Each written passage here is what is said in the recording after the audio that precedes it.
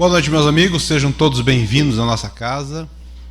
Aos nossos irmãos internautas que estão acompanhando pela internet, através do site espiritismosul.org.br, nosso boa noite. Essa palestra fica também gravada lá no site e também no YouTube. A gente vai no YouTube lá e coloca Paz em Jesus Uruguaiana, e está ali todo o canal Paz em Jesus com todas as palestras.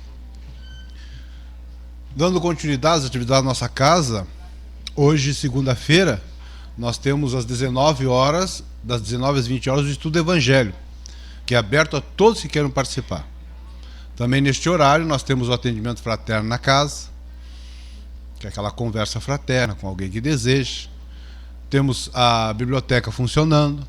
Então agora nós vamos dar continuidade às atividades da casa, com a parte da exposição doutrinária. Para tal, convido a todos para fazermos então a prece de início desta atividade.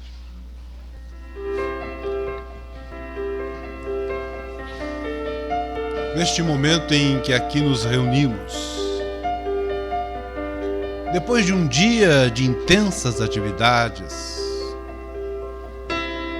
em que procuramos asserenar a nossa mente, nesta sintonia convosco a Deus, nesta sintonia convosco Jesus, benfeitores espirituais,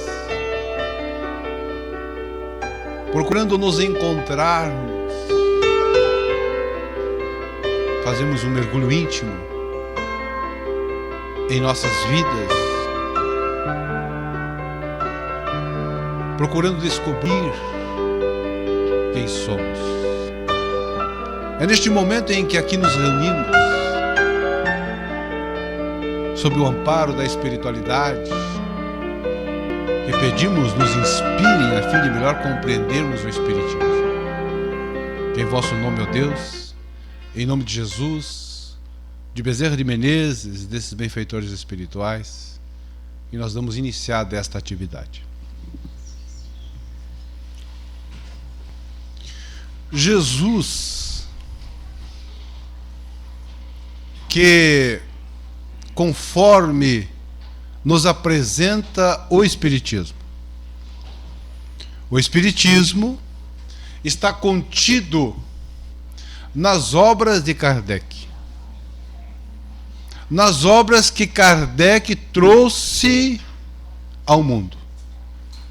Kardec materializa o ensino dos Espíritos nas 5 obras básicas, que é o Livro dos Espíritos, o Livro dos Médiuns, o Evangelho segundo o Espiritismo, a Gênese e o Céu e o Inferno. O Pentateuco Espírita, as 5 obras básicas do Espiritismo.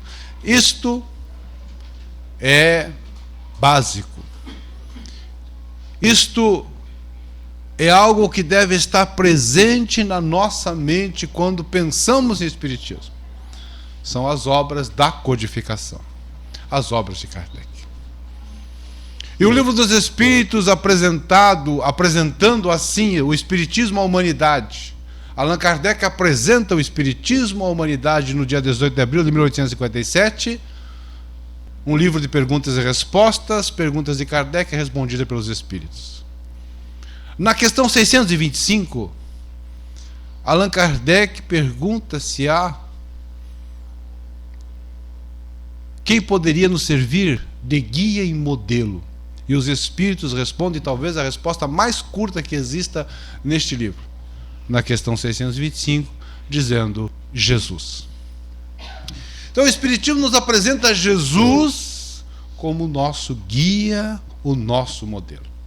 E depois vai abordar com maior profundidade essa personalidade de Jesus, que está encarnado, que encarnou para nos apresentar a Boa Nova, o Evangelho, as leis de Deus de uma forma poética para todos nós. Nos trazendo a informação de que o Mestre Jesus, o nosso guia e modelo, o governador espiritual do planeta Terra, que tem por missão educar a humanidade. Nos educar.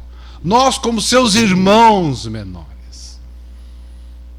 Este amor deste Espírito elevado nos educar. E Jesus, para tal, lhe se apresenta para nós como o caminho da verdade e da vida.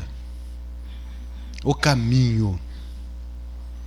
Ou seja, ele nos mostra que ele nos conduz. Ele é o caminho desta verdade, desta vida. Este é o caminho que nós, como educandos, precisamos seguir com fidelidade. E só não somos felizes, só não atingimos um grau de perfeição maior, porque ainda estamos indecisos neste caminho. Seguir Jesus ou ficar com os prazeres do mundo, com as paixões do mundo, com os convites do mundo. Vivermos a vida física, material e as riquezas da matéria, ou procurarmos as riquezas espirituais que este caminho nos conduz. Essa nossa indecisão, o que faço? Ora parece que eu estou empolgado para seguir esse caminho. No entanto, esta empolgação parece ser fogo de palha. Dura pouco. Porque o primeiro obstáculo, a primeira dificuldade, o primeiro não, nós nos desestimulamos. Este caminho é um caminho de trabalho. Então Jesus se nos apresenta como caminho. Nós é que precisamos nos decidir se queremos. Se estamos dispostos a enfrentar as pedras do caminho. Pedras estas que nós mesmos colocamos. Se estamos dispostos. Então nos sentimos empolgados.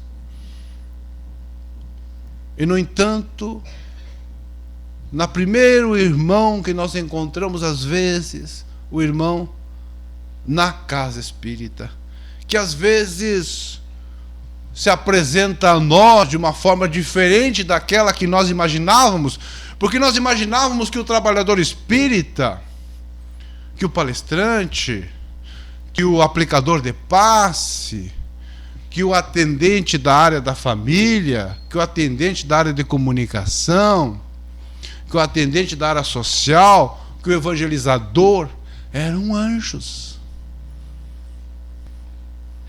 que com sua angelitude nos receberiam.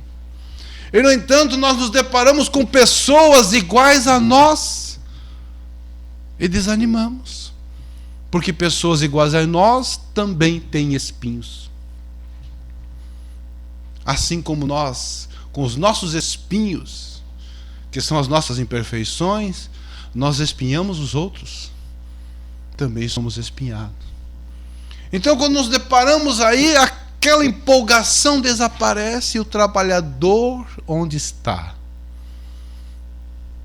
Esta indecisão de seguir esse caminho de Jesus. E que ele nos demonstrou que é um caminho de trabalho, de sacrifício, de dedicação, de empenho, de perseverança. De perseverança, porque muitos são chamados e poucos escolhidos. Muitos dos chamados se perdem, desanimam,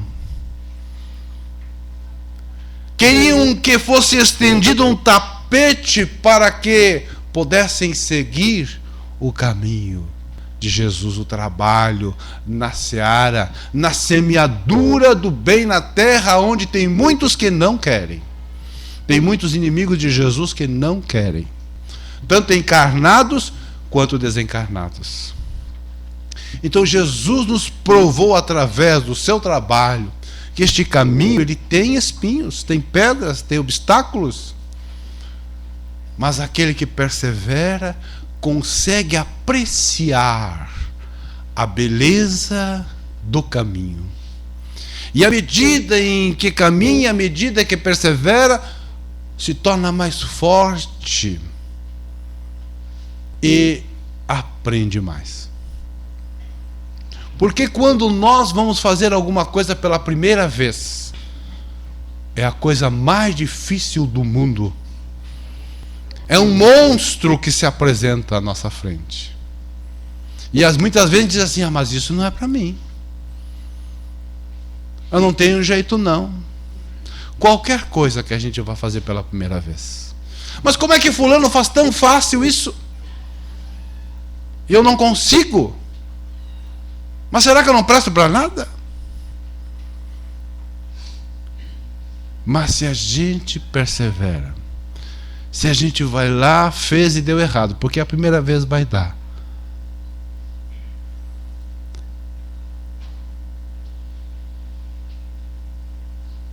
Eu peguei a receita do bolo que a minha esposa me deu.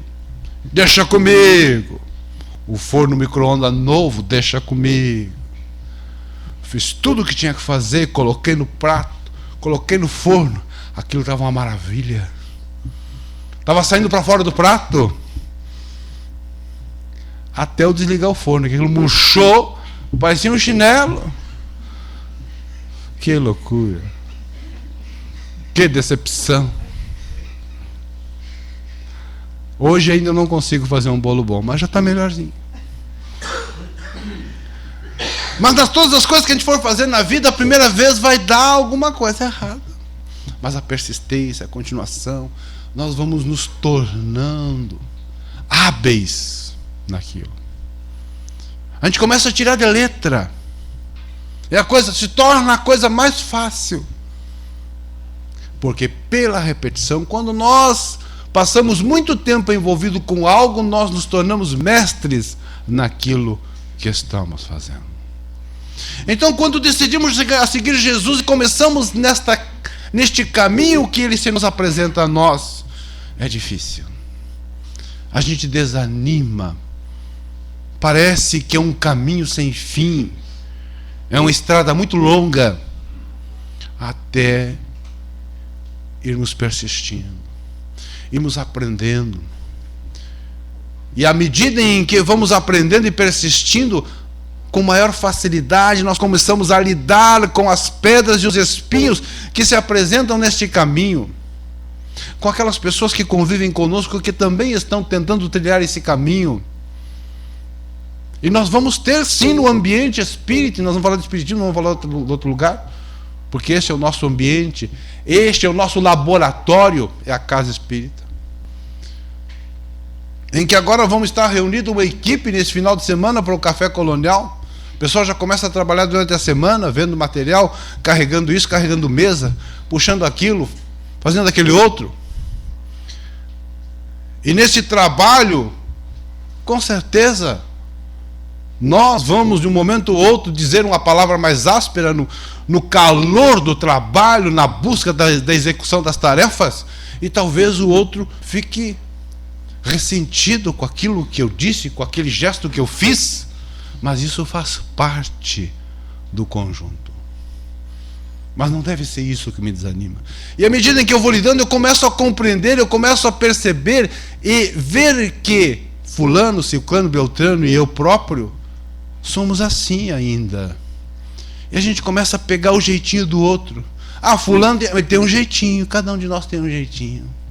E a gente começa a se tornar mais hábeis a lidar com um jeitinho desse ou daquele, e conseguimos caminhar nesta estrada com as nossas deficiências, com os nossos espinhos.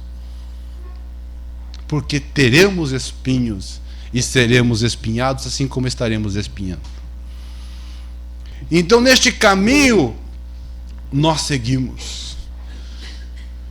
E desses que ficam, que perseveram, entre aqueles que desistem e abandonam a tarefa, estes vão aprendendo. Então Jesus se apresenta como o caminho da verdade e da vida. Ora, quem mais está próximo da verdade senão o próprio Mestre? Jesus, o Espírito mais perfeito que pisou neste planeta, que esteve aqui encarnado, é aquele que mais está próximo da verdade, porque a verdade, ela é uma. A verdade verdadeira é uma. E cada um de nós aqui presente hoje, encarnado e desencarnado, tem uma parcela desta verdade. Não tem a verdade verdadeira, porque a verdade verdadeira é uma. Mas nós conseguimos já enxergar uma parte desta verdade. E temos a nossa verdade, o nosso entendimento desta verdade, que juntos conseguimos chegar mais próximo dela. Porque cada um vai colocar o seu pedacinho que entende da verdade. Mas Jesus, entre todos nós, é aquele que mais próximo está pela sua evolução, por toda a experiência que teve em outros mundos antes da Terra ser criada há 4,5 bilhões de anos atrás. Ele já tinha sido criado, ele já tinha evoluído em outros planetas, quando Deus dá a missão de cuidar e governar e cuidar da humanidade na criação do planeta Terra há 4,5 bilhões de anos atrás. Então ele tem muita experiência, muita visão dessa verdade. Eu sou o caminho da verdade, da vida, a vida que Deus criou. Deus é a causa primeira da vida. Nós fomos criados por Deus e temos vida e vida eterna. E estamos vivendo a nossa experiência humana nesta vida eterna. E aqui temos a oportunidade desses seres iluminados, do nosso anjo de guarda, de nos alertar, despertar. Aproveita. Aproveita.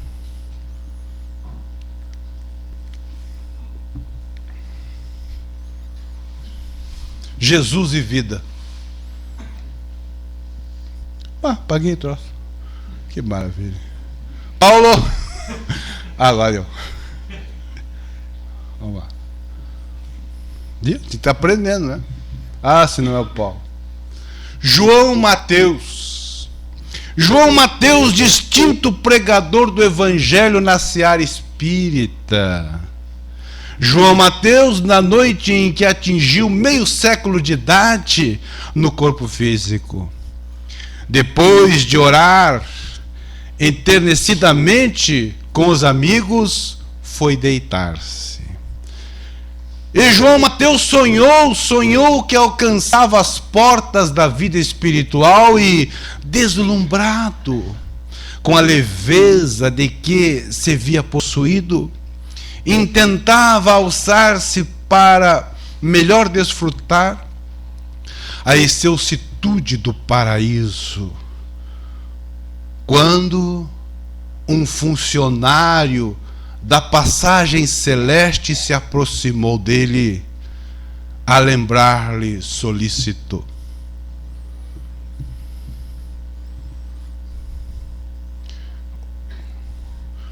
João,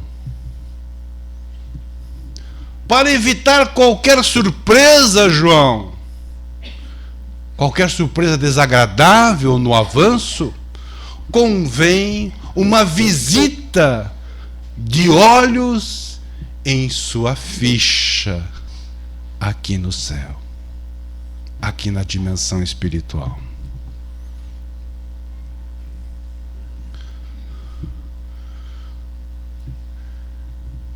E o viajante recebeu o primoroso documento, em cuja face leu espantadiço: João Mateus, nascido na Terra no ano de 1904. berço manso, pais carinhosos e amigos, inteligência preciosa, cérebro claro, instrução digna, bons livros. João Mateus de juventude folgada e boa saúde, invejável noção de conforto, sono calmo, excelente apetite, seguro abrigo doméstico, constante proteção espiritual, nunca sofreu acidentes de importância. Aos 20 anos de idade, João Mateus empregou-se no comércio. Casou-se aos 25 em regime de escravização da mulher. Católico romano, até os 26, presenciou sem maior atenção 672 missas. Aos 27 anos de idade, João Mateus transferiu-se para as fileiras espíritas. Compareceu a 2.195 sessões de espiritismo sob a invocação de Jesus. Realizou 1.602 palestras e pregações doutrinárias. Esta é a ficha de João Mateus, que escreve cartas e páginas comoventes. Notável narrador, polemista cauteloso, 4 filhos, boa mesa em casa. Não encontra tempo para auxiliar os filhos na procura do Cristo.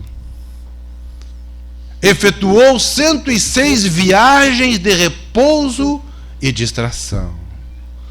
Grande intolerância para com os vizinhos. Refratário a qualquer mudança de hábitos para a prestação de serviço aos outros. Nunca percebe se ofende o próximo através da sua conduta, mas revela extrema suscetibilidade ante a conduta alheia. Relaciona-se tão somente com amigos do mesmo nível.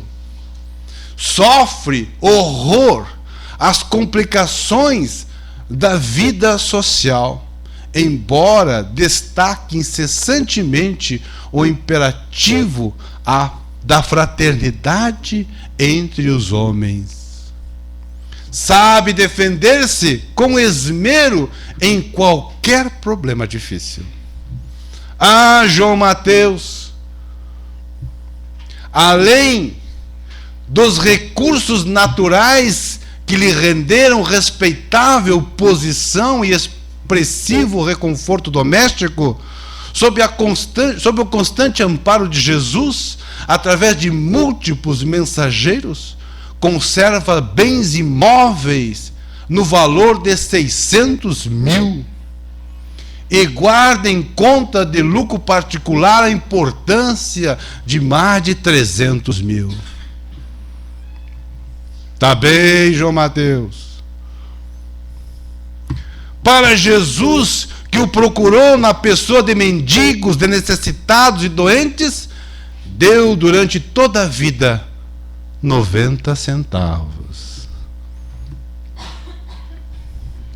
Para cooperar no apostolado do Cristo, já ofereceu R$12 em obras de assistência social. Débito?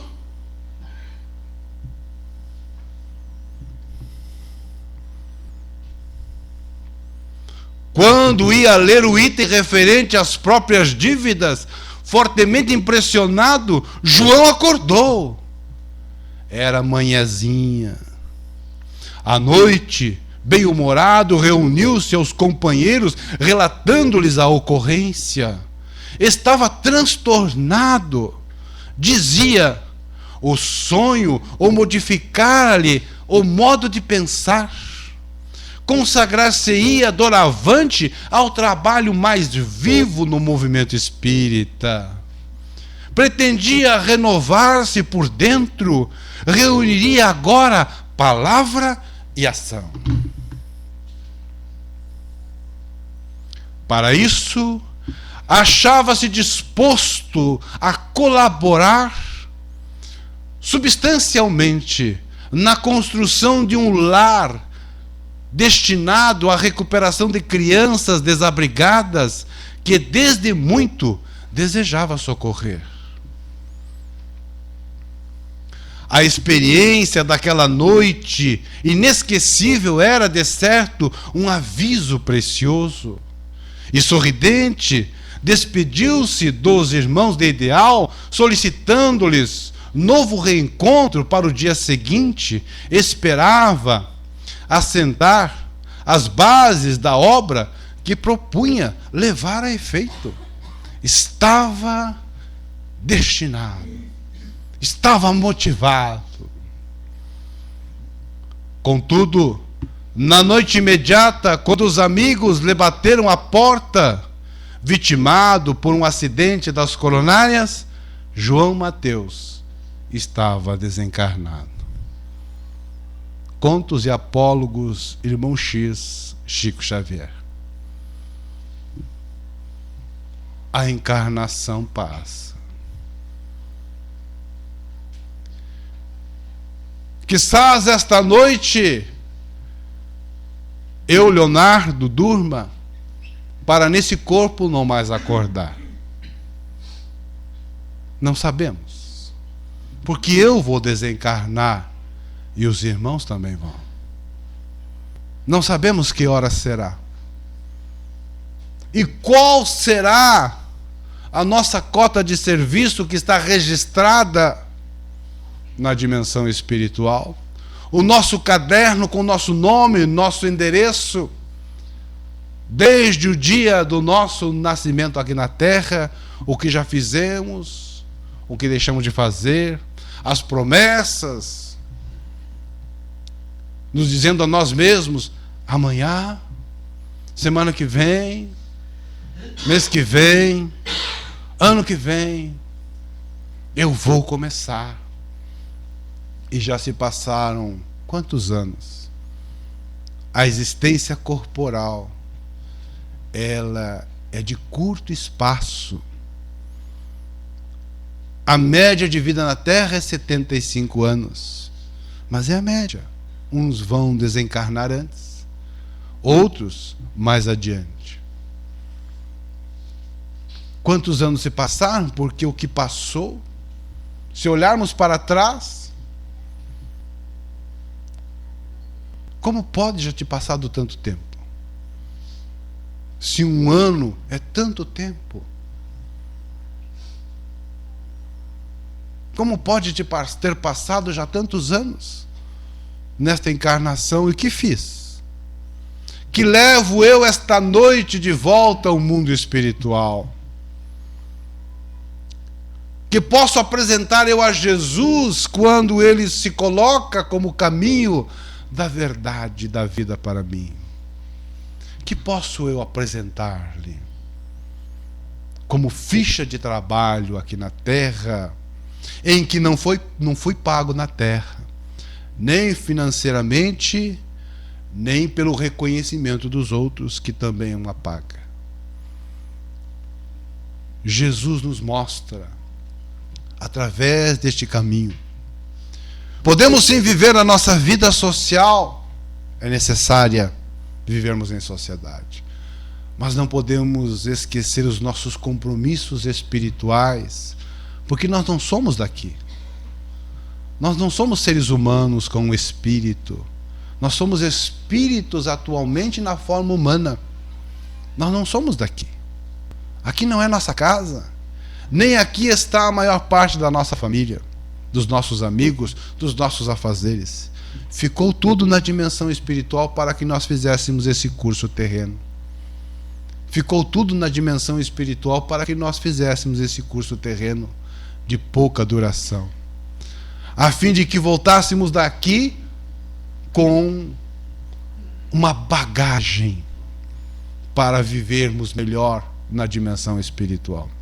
Assim como fazemos qualquer curso da vida para termos uma condição social melhor, o curso de vida terrena é para que tenhamos uma condição melhor na dimensão espiritual. Que possamos voltar numa condição melhor. Isso não é para nós dizermos assim, como certo dia eu fui em um determinado lugar fazer uma palestra e a pessoa chegou para mim e disse: o meu marido tinha que estar aqui para ver isso. Não é para ele nem para ela, não é para os filhos, nem para o cunhado, nem para a sogra. É para mim. Jesus é para mim. É para que eu faça uma avaliação, não é para que eu aponte o dedo para o outro, se o outro fez ou deixou de fazer, o problema é dele.